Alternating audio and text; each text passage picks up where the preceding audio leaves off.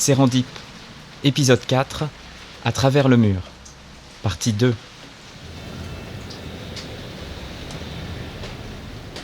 Pierre s'est abrité sous le perron d'une maison à colombages. La pluie est lourde, pénétrante et glacée. Sa respiration forme de la condensation et glace le bout de son nez et le haut de ses sourcils. Il sent l'eau entrer par ses pieds et il lui semble qu'elle remonte le long de ses jambes. Il est transi jusqu'au fond du ventre et ne peut s'empêcher de trembler. Pourquoi a-t-il atterri ici ? Pourquoi n'est-il pas resté sagement assis dans son salon ? Son esprit s'embrume et ruisselle sur le pavé recouvert de mousse. Il entrevoit alors un objet salutaire. Un parapluie, laissé là presque par hasard, lui offre une porte de sortie. Pierre s'engage dans la ruelle en quête d'un endroit plus hospitalier.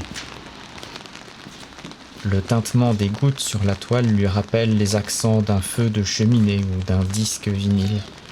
C'est un son rassurant, un de ceux qui vous ramènent instantanément en arrière dans un foyer accueillant, caché dans les mémoires d'un temps d'insouciance.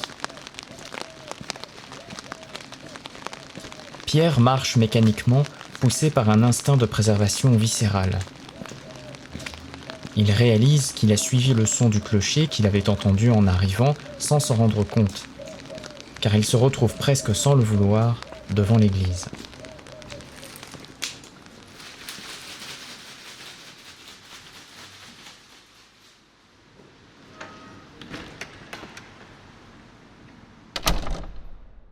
Il fait aussi froid à l'intérieur qu'à l'extérieur, mais au moins il ne pleut pas.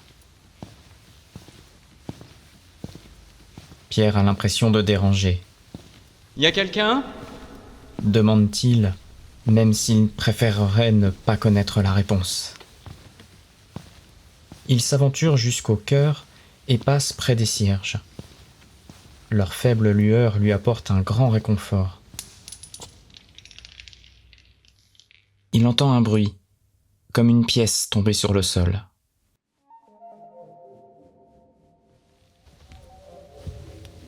En cherchant l'origine du bruit, il découvre un couloir qui mène vers une pièce chauffée, l'oratoire. Il y a un tapis au sol et des chaises en bois et en paille, alignées en rang. À droite du couloir se tient une porte percée d'une petite lucarne en verre dépoli, derrière laquelle luit une lumière chatoyante. Pierre hésite. La chaleur des cierges est suffisamment réconfortante pour le moment, mais la curiosité le pique. Que voulez-vous que Pierre décide ? Voulez-vous qu'il reste près des cierges ?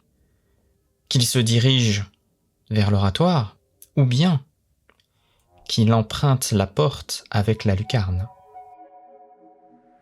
Votez sur la page Instagram Les Voix de Sérendip en répondant au sondage publié en story.